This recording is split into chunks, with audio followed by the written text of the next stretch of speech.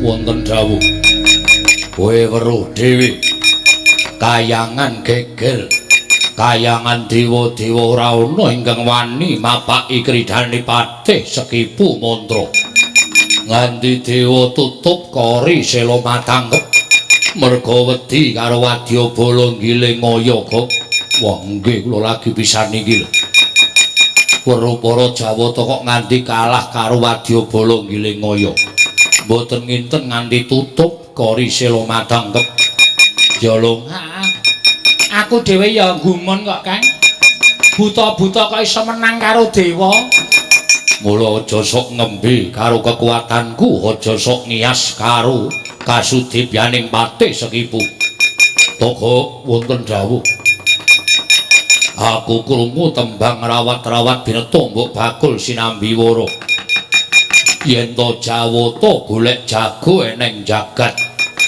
Jawata gila karo patih Sekipu tumuli dina samengko golek jago ning donya monggo prasetyaning atiku nadyan dewa golek jago ndak aturi tak golek wong-wong sing padha digdaya aku ora bakal wegah mungsuh titah ingkang dadi jagoning dewa nuwun sewu nek dipun keparengaken kula nyuwun priksa menapa Gusti Patih Sekipu nate mireng dewa niku ajeng golek jago sinten Togo wonten dawuh miturut kabar sing tak tampa jagoning dewa ora liya ingkang aran Raden Permadi aku ra wedi karo Raden Permadi kowe wis tau krungu sinten Raden Permadi Raden Permati yo kok kowe wis tau krungu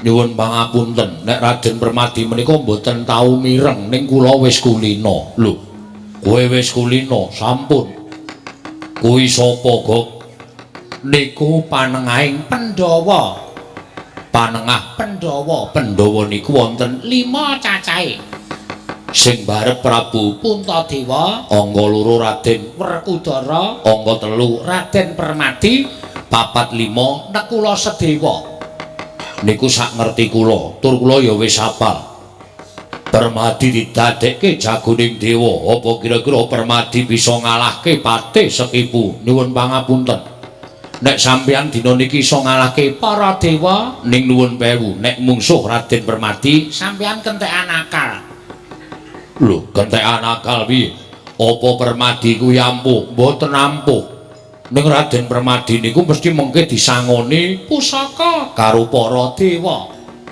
kanggo nyirnake Patih Sekipu mantra sak wadyabalane nuwun sewu Raden Permadi niku piyayine klemak-klemek ning baguse separo jagat baguse separo jagat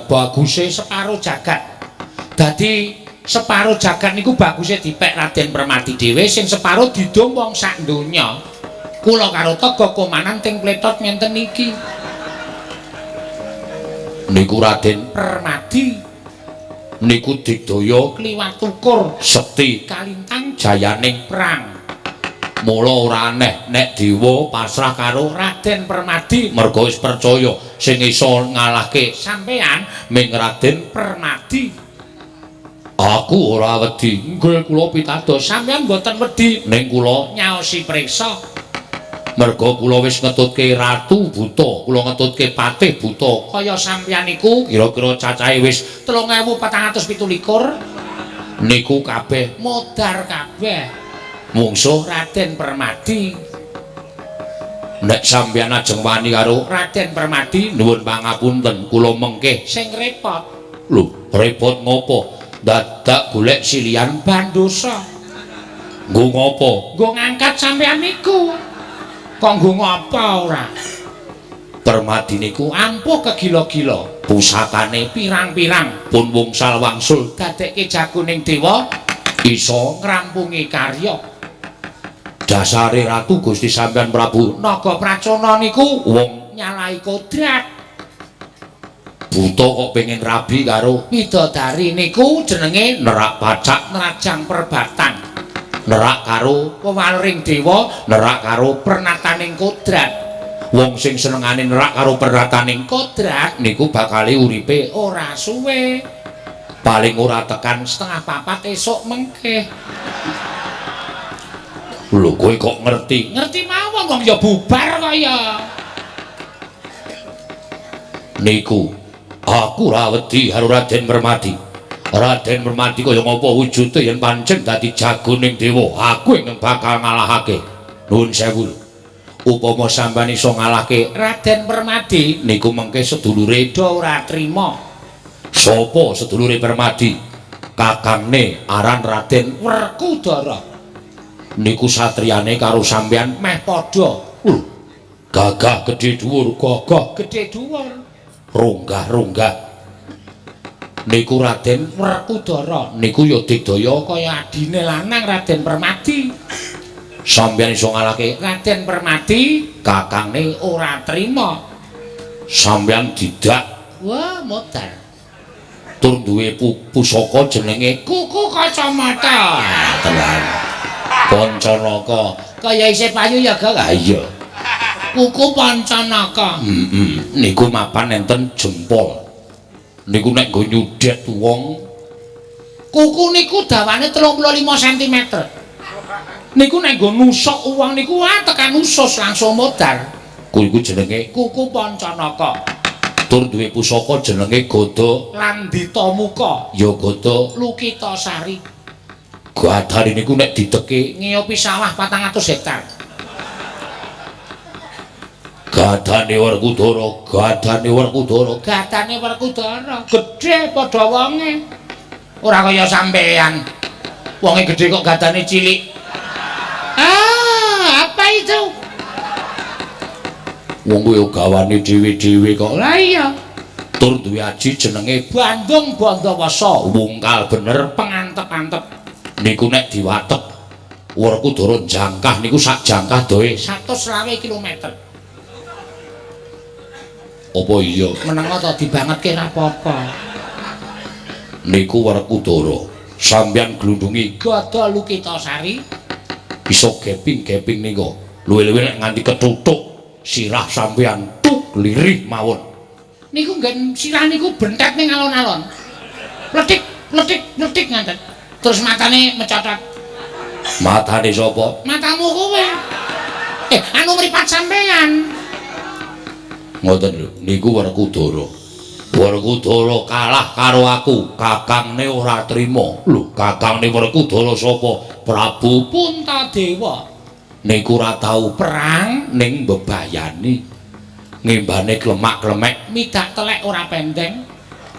Kapuk. Hah? Kapuk. Midak kapuk ora pendeng. Telek iki ya empuke. Ha iya. Telek wae kok. Oh ya wis. Midak telek ora pendeng. Ning nek pun musti pustaka jamus nyang jimat Klimasada.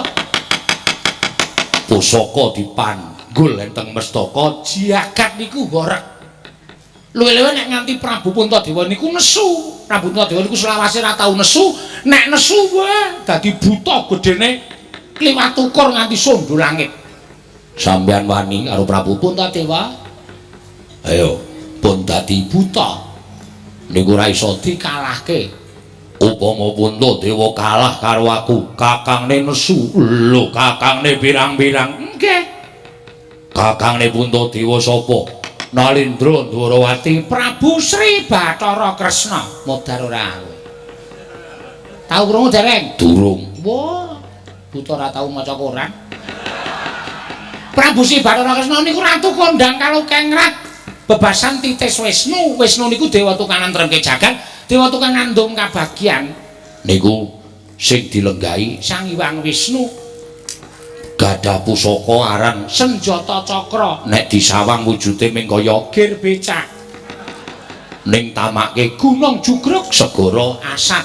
Nek ming sampeyan Senjata Cakra niku ora mlayu nganggo gendhewa ning sarana batin.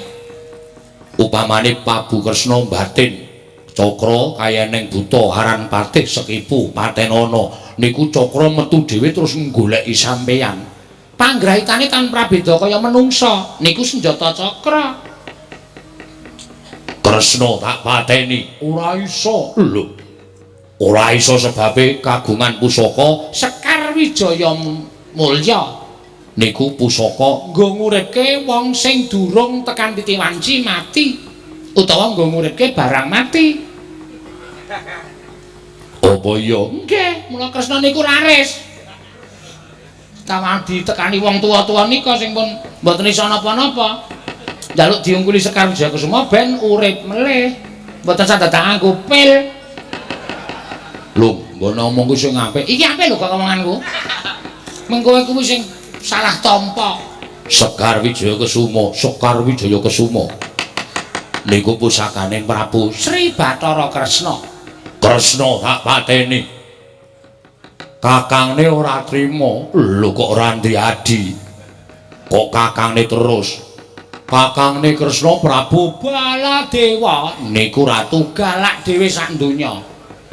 Sampeyan mateni Kresna Prabu Baladewa muring-muring nggawa pusaka aran Kyai Nenggala ya Kyai Alugara. Ndi buta sing mateni adiku Loloi Nenggala cangkeme. Nyus ngonten modar sampeyan. Lho. Baladewa tak pateni. Ah wis entek. Kakane Baladewa sapa, Gak? Ayo mbok kaya ning prajurit Ndarawati mboten ajeng kendel. Adine Baladewa, adine Kresna ora trima. Lho sapa? Raden Sencaki. Tiar kuwi isih eneng wong pokoke. Raden Sencaki nesu satriyane cilik ning bendina gelut. Sencaki nek ora gelut sedina migren. Niku Sencaki. Mula tangane ngapal. Sampeyan mateni Kresna Baladewa Sencaki ora trima ngliga pusaka Kyai Godawesi kuning. Godawesi kuning gawa Sencaki kepruke sirah sampeyan piyur. Modar sampeyan. Sencaki kalah karo aku. Patih Udawa ora trima. Patih Ndarawati. Pusakane apa? Aduh, apa ya? Ngerti ora kowe? Ora apal kok. Saomong-omongane wae. Patih Udawa nggawa plempem. Plempem niku tutuke Gunung Jugruk segara asat. Tutuk plempem. Udawa tak pateni. Patih Praguta, Patih Mandura niku patih rada edan. Sampeyan kroyok Patih Praguta modal. Gok Nun. Iki katone dewa wis arep matedhakake jagone nggih keparengipun Wadyabala ngiling ngayaka samapta ing gati sawiging diri. Sapa wae jagone dewa bakal tak adepi aja kok tekaning pati. Nadyan dadi deking pengamun-amun aku ora bakal wedi kok nggih ning atos-atos lho Gusti Patih. Menawi saestu beto jagur namipun Raden Permadi sampeyan kedah ngatos-atos. Merga niku mantasaning titah niku pitataning jalma. Pamujimu tak jaluk kok nggih ngatos-atos Gusti Patih Sekipu mantra.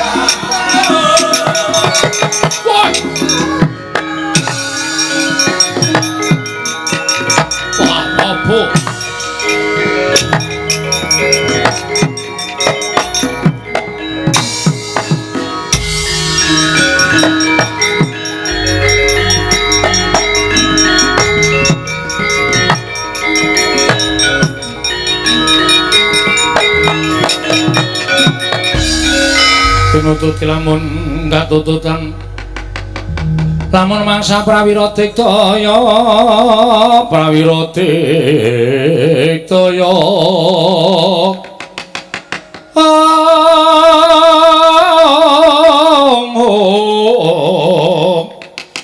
Puranggono magawiya gelaira wang-wang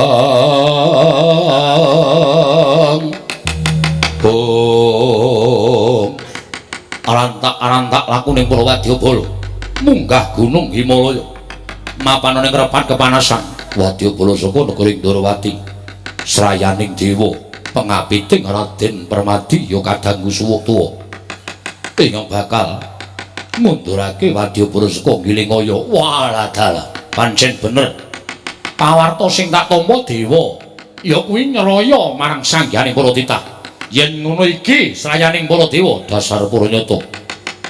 Ayo kowe bali sak kancamu aja mbacut nggonmu bakal mboyong Bathari Supraba kandha karo Ratu Gustimu. Aja pisan-pisan gawe geger kayiwangan. Setyaki ana mbaran prasetyaning para Wadyabala Gilingaya gelem bali marang Gilingaya ya ing Giling Wesi waton mboyong Dewa Supraba yen ora diparingake dening para dewa rawe-rawe bakal tak rantas malang-malang bakal tak butuh yen ngono kudu tak undurke sarana peksa. Lho wani kalau sing tawedene apamu ora minggat marang aku tak tebak dadawene marganing patimu Singalena Prapteng Lalis.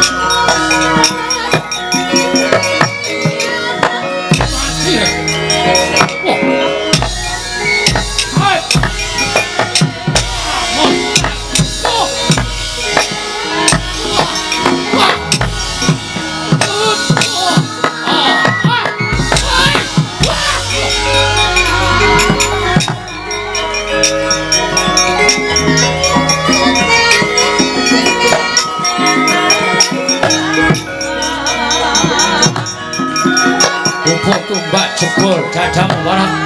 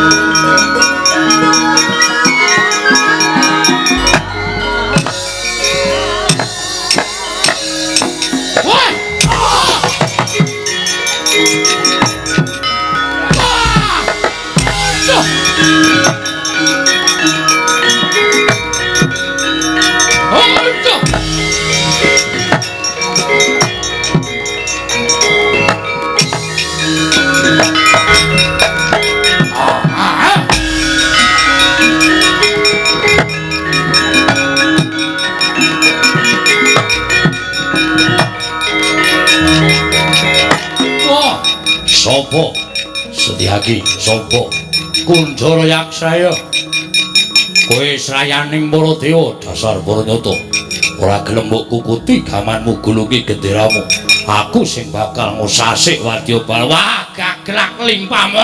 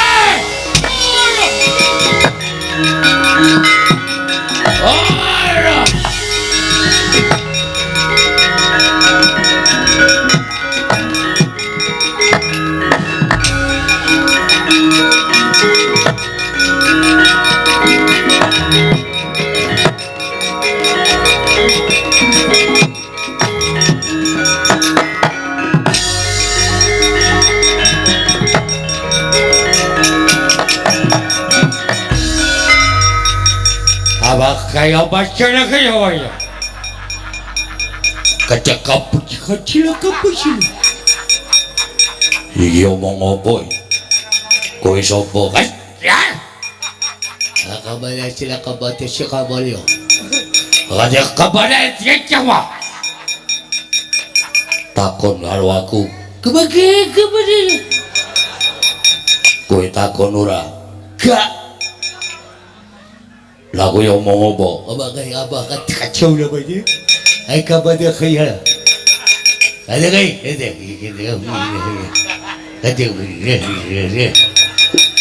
nulis ya amuk Suramrata Jayamrata imbang yen padha-padha kowe iki sumbar to apa kaya ini agete ayo kaya apa aku sing tekaning pati so ngalahke aku boyongan Dewi Wara Supraba gegebe kudune iki piye ngono kok gegebe gegebe kebajiran ayo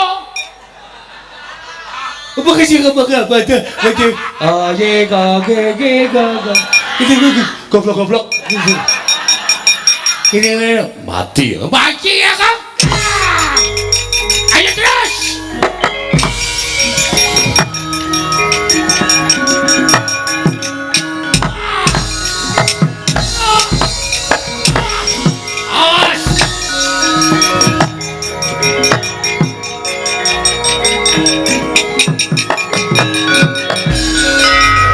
agak kita kayak pakai belum Raden Sencaki mundur ora gelem ngadepi karo menungso iki apa kita pakai aja mana agak kayak ayo aku Patih Pragoto ngejak pirang dina tak ladeni wong kuwatir apa wis kawajar ada bayi ayo piye karemu dhewe sing kabar sini cilengeng oh jaluk ditabui iya oh kene iso muni mak iya apa kaya kata ayo nyo ayo kene wae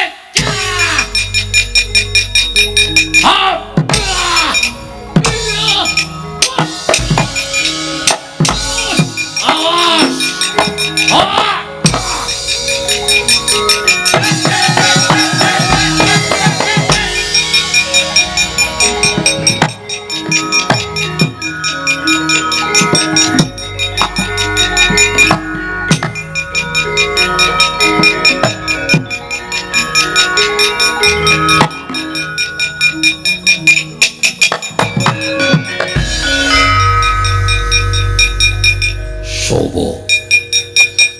Hah? Sopo? Pemakai gambarkan cakalah siapa? Wow, omong apa? Omong aja apa jadi? Hai kamu sini? Ayo kaya.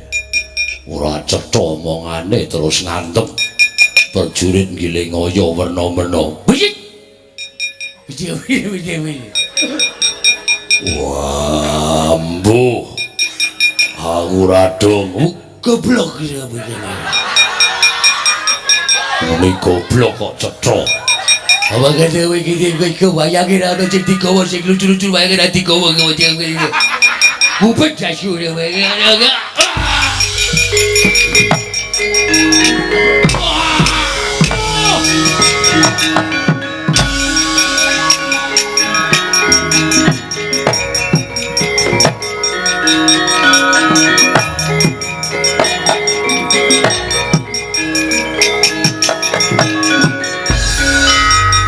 Mati aku Gusti Tumenggung ya mungsuhipun sinten mungsuh Raden Sencaki wah wong cilik tangane atose ra jamak-jamak Sencaki niku Senopati Ndorowati saurarane nek gelut kalih wong mesti mungsuhe cacat sampeyan wis kudu bersyukur kok awake isih wutuh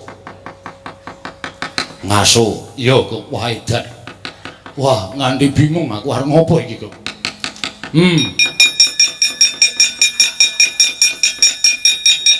Toko pripun? Aku mungsuh Sencaki kalah. Nggih, terus mungsuh Barangaga tak pasrahke kowe, nggih, kula nggih. Ya lho, ora temangkar pikire babar blas. Bakal. Glogok goleki kancamu wedangan. Kanca wedangan dengkulmu mlocot ora. Kowe nek seneng to ngopeni wong-wong kaya ngono kuwi. Isa tok nggo lucon-lucon ning omah. Hah? Oh, jegok manahe. Mahuk ngono. Pripun? Kebakal dhek kowe. Kok gede. Apa gak kowe sing iso menterjemahke wonge gedhe. Jenenge Raden Werkudara. Ayo kowe, apa ya kok? Yo bu.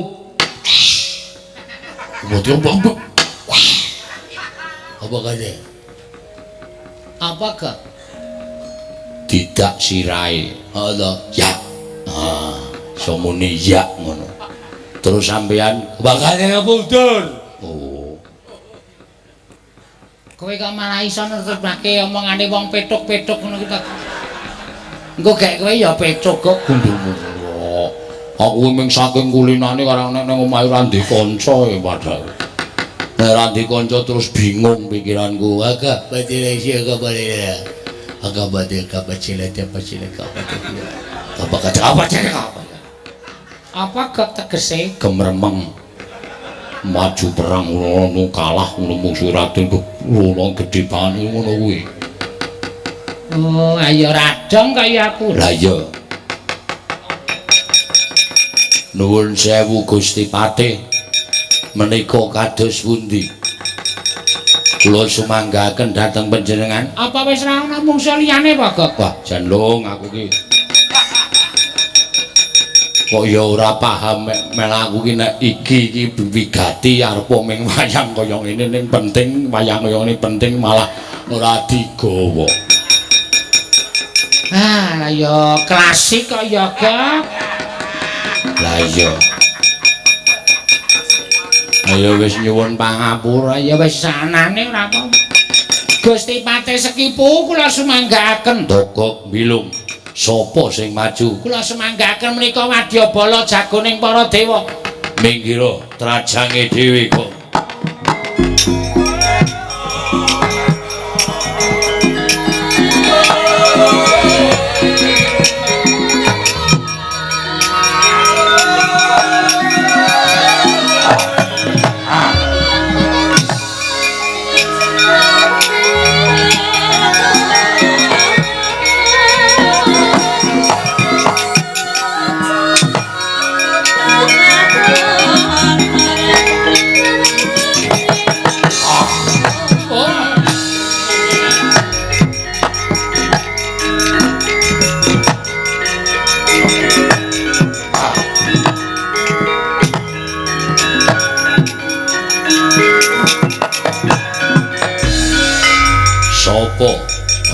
Setyaki kowe sapa?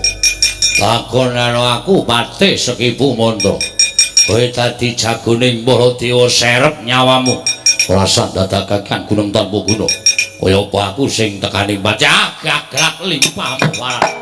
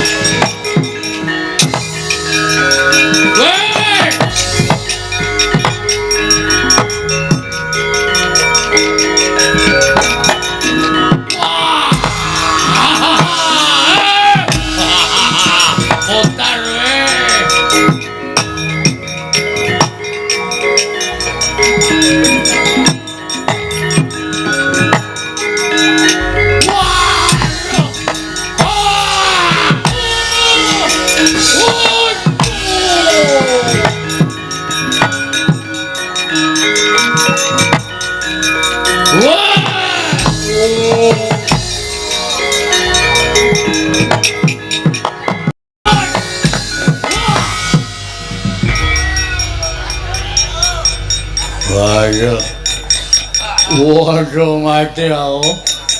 Waduh urip aku. Mati aku. Waduh. Oh, ada. Wah. Jagat Dewa Bathara. Jabang bayi. Kok nun. Kowe jane karaku ki baturku apa mungsuhku? Lah pripun? Kowe tiba kok nibani aku. Kowe tiba kok ora golek nggon sing jembar. Nuwun sewu, tembung tiba niku kalih niba beda. Nek tiba niku mboten disengaja, nek niba niku disengaja. Kula niki wau tiba. Tiba kok bener. Tiba kok mapan. Kowe dem-deman karo aku, mula pendak-pendak tak jak jagongan. Kowe ngalembono karo mungsuh, kowe ngendak kanca, ngendak ruwang. Ketoke batur ning jane kowe ndongake karo aku ndang mudhara. Ngono kok piye? Nuwun sewu mboten jarak. Ora sengaja kok bener. Ora sengaja kok bener. Kula niku mboten jarak. Ngomong kula jelaske. Sampan tiba bruk, kula nedeng linting udut. Sencaki teko sampean diantem dil. Kula niku lagi linting udut ora ngerti nek wonten sencaki candhak sirah kula diantem dem. Terus sampean tiba bruk kula nibani sampean apa niku kula jarak. Ning nyatane bener. Kowe ketoke saiki wis ketok lurekmu ketok gedhoamu. Kowe arep mateni karo aku. Kowe ora seneng karo aku mula pendak-pendak kowe mbok musuh kowe lho. Niki ampun nganti kula nesu lho. Nek nganti kula nesu niki kriwikan dadi grojokan geguyon dadi tangisan. Ayo nek arep nesu-nesu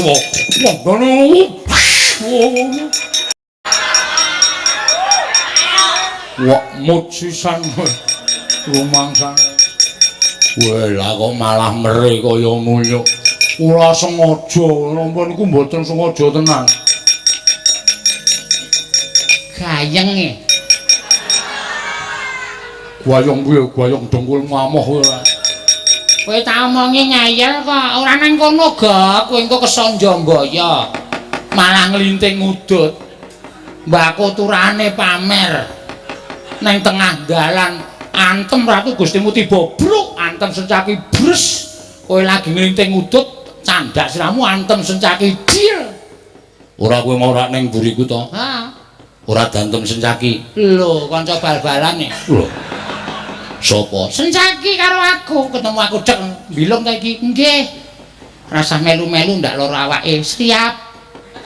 Njaki balik terus balik meneh. Kula wis tratap.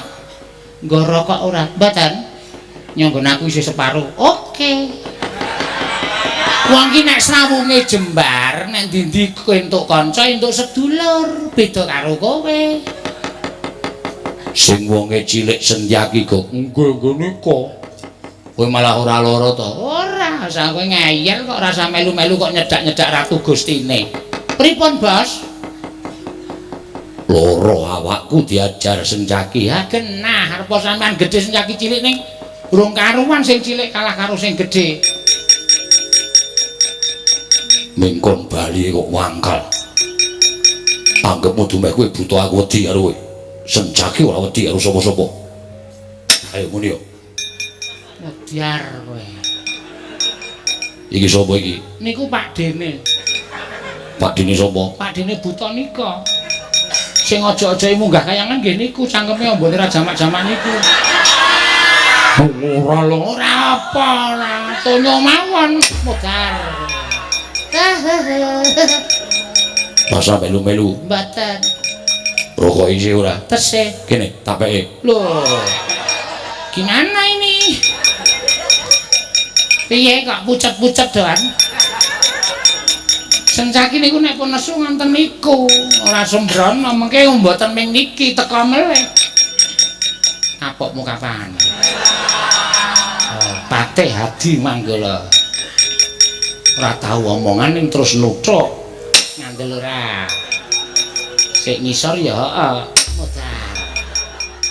Balik terus gleleng.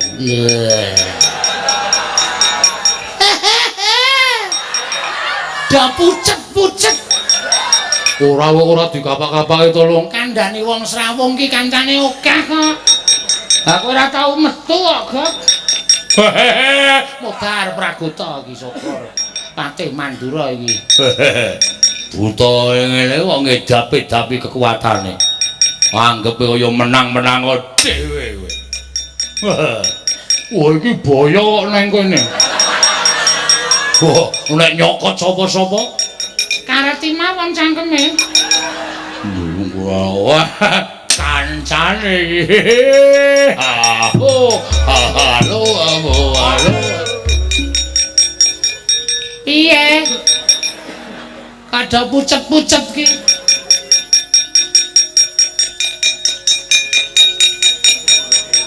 Odiar. Kowe. Kapok ora kowe. Iki sak tonyonan iso pecah sirahe iki.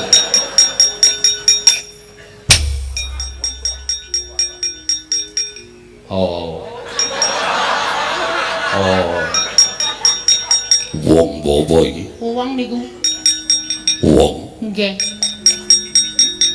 Iki ya wong. Wong. Wah, iki wong tuwa apa cah cilik? Cilik. Cah cilik. Heeh. Klomat kelamet ngelak po. Elak. ngombe banyu putih. Mau lagi. Apa? Ora legi. Ngombe teh. Mah ndak injel. Apa? Ndak injel. Ginjel. Heeh. Ngombe apa? Susu. Kaya neng kirek nyusoni. Gelem molong Cerewet kok. Mah rasa melu-melu cah cilik turu sesuk sekolah. nggih. Piye? Piye? Rekudara kowe karo kowe apal kok. Apal apa wong kowe darani cah cilik kok apal? Ora ya paling pangling karo aku.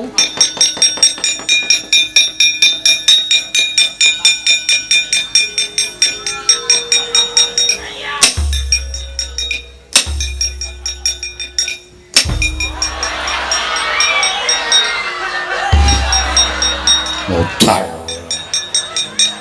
Kajiger kok Baladewa iki. Aku malah ditanya iki kok. Lah yo anggepe kok kon slamet terus. Prabu Baladewa iki kejeme ra jamak-jamak ora bakal slamet. Oh lah dalah. Yo wong-wong sing dadi senopatining Baladewa ora ngerti kekuwataning patih Sekibu, kena daya kemandenku mbuh dadimu alat.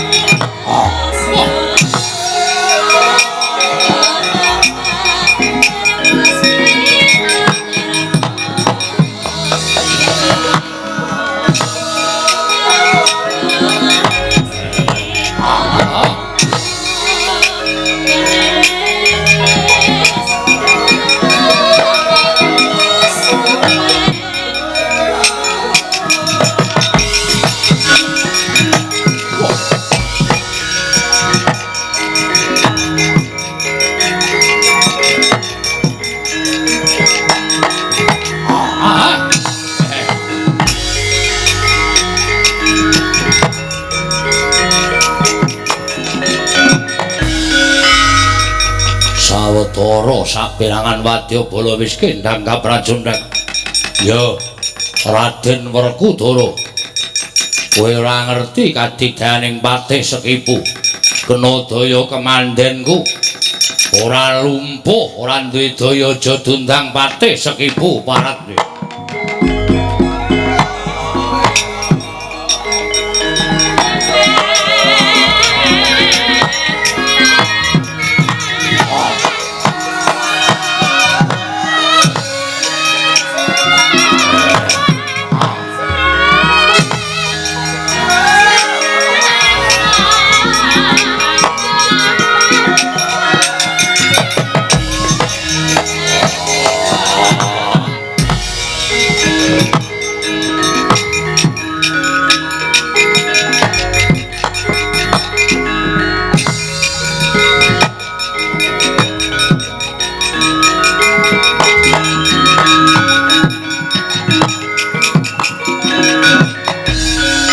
Sri Baladewa Narpati Dwinares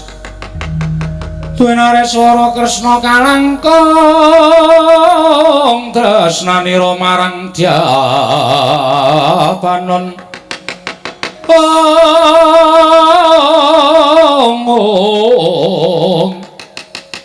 marang Dyapanon Cinawi.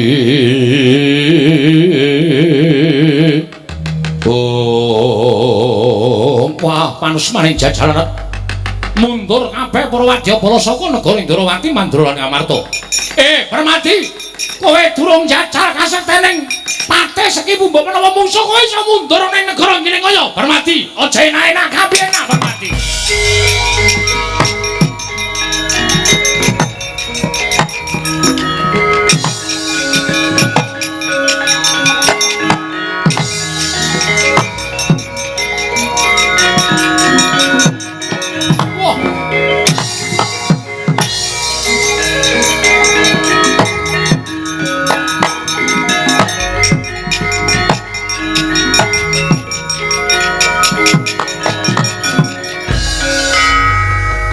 Wadon saka kadohan Raden Permadi mlumaku mancing ana ing peperangan. Oh la dalah eman-eman bagusmu Raden.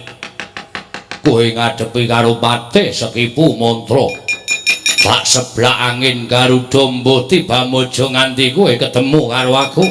Mundhak babak kulitmu tugel balungmu eman-eman bagusmu Raden.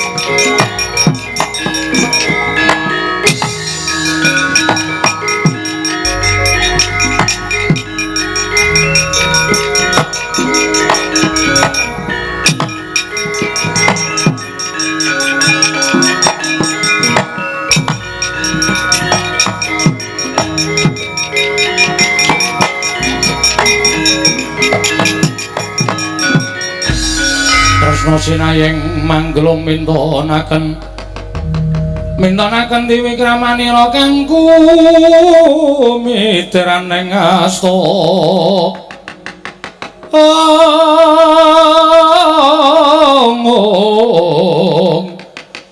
kang kumitiraning asta aneng asta kencang warudaya pak pong bebala kali cedhe sapa sing gawe Kresna iki kula wonten dawuh bukulun lah kok piye ora mangga mulya jagung ning truding Sang Hyang Jagat Giri Pratika ya Sang Manikmaya ya kuwi kadangira Permadi ora bisa ngundurake Patih Kasipu ya Patih Sekipu malah Wadyapala Mandura Ndarawati lan negara Ngamarta kabeh padha nungsang puyang numbuk bentus wedi karo Wadyapala saka negara Gilingaya. Aduh pukul lajeng kepareng paduka kados pundi mugia sakmangke paduka pulun kepareng paring dawuh kalawan ingkang putra ting wayah ing nata Ndarawati ora sandhadhakaken gurung tanpa guna ya sowan Sang Jagat Giri Nata nyuwun dawuh saka panjenengane sapa ingkang bakal truding minangka dadi jakoning para dewa manglurah Satru Murka Prabu Nagaprajana.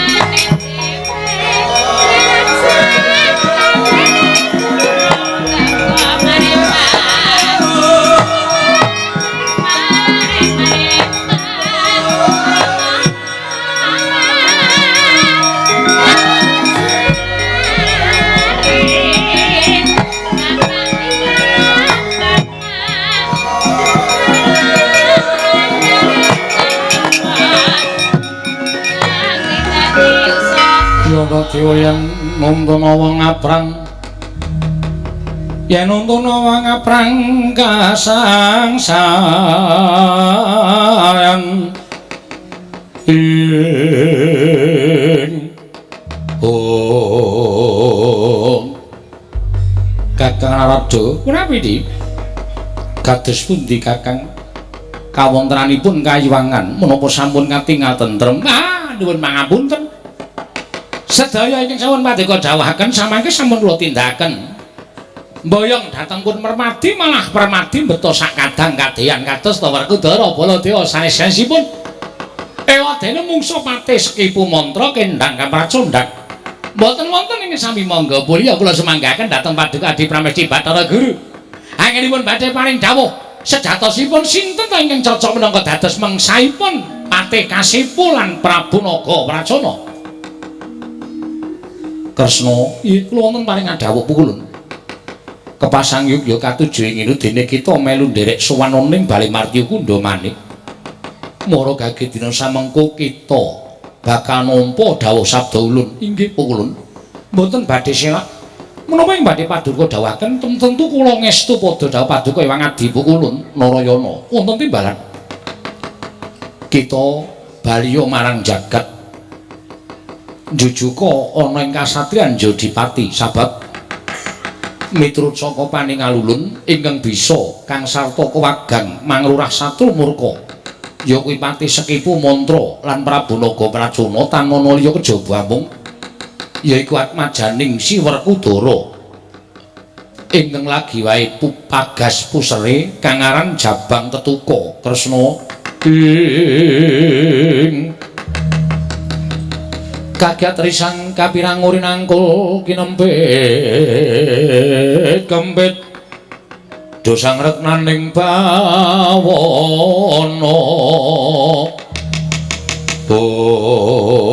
nun amit pasang kaliman tabik pun sewu-sewu kenapatanipun ingkang wayah Tadawadana sareng kula midhangetaken sabda pangandika paduka kejut raos ing manahipun ingkang wayah pun Kresna lirik kepiye dene kita kagiat apa kita mboya percaya kelawan sabda ulun mboten perkawis menika nuwun sewu lho pukulun mboten napa kula menika badhe ngemutaken paduka Hyang Adi pukulun namung semantena atmajanipun Werkudara menika tasih jabang bayi menapa inggih sampun pantes nantrem menawi dipun ajengaken wonten ing pabaratan ngibaratipun ngadidene timun mungsuh duren tan wurunga badhe memet jabang bayi atmajanipun Dimas Werkudara menawi ngantos kateman mekaten lajeng kados pundi mangke menawi wonten murinanipun kadang kula ing Jodipati nggih menika pun Yayi Bratasena. Ah Kresna, iki kula wonten dawuh. Adi Pramesti Bathara Guru paring dawuh kuwi wis kanthi panglimbang sarta panaliti ingkang ora bakal tuna tembe mburine. Kita percaya. Lamun apa dadi dawuh Hyang Jatimurti mau sayekti dadi srana kanugrahaning titah ingkang aran Jabang Tetuka. Kresna, kula wonten maring dawuh. Kita ora usah kuwatir kelawan apa ingkang dadi dawuh ulun. Sayekti lamun samengkut Jabang Tetuka nganti babak kulite gedhe-gedhene tekaning pati. Ulun ingkang bakal tanggung jawab perkara iki. Mekaten Bu Ulun? Iya. Mula kang sangka kuwi kita ora usah ndadakake anatur kelawan panjenengan ulun kebat kita mangkat ana ing jagat jumujuga ning Jodipati. Kakang Rada punapi? Kresna anggenipun mandhap wonten ing jagat paduka Kakang Rada kedah nderek dhateng lampahipun Kresna kinarya saksi tama dawuh ulun. Dalah inggih ngestaken dawuh. Lajeng marang martipun ing abdi utawi ing ngraka isi den pangdalu ta benjang menapa?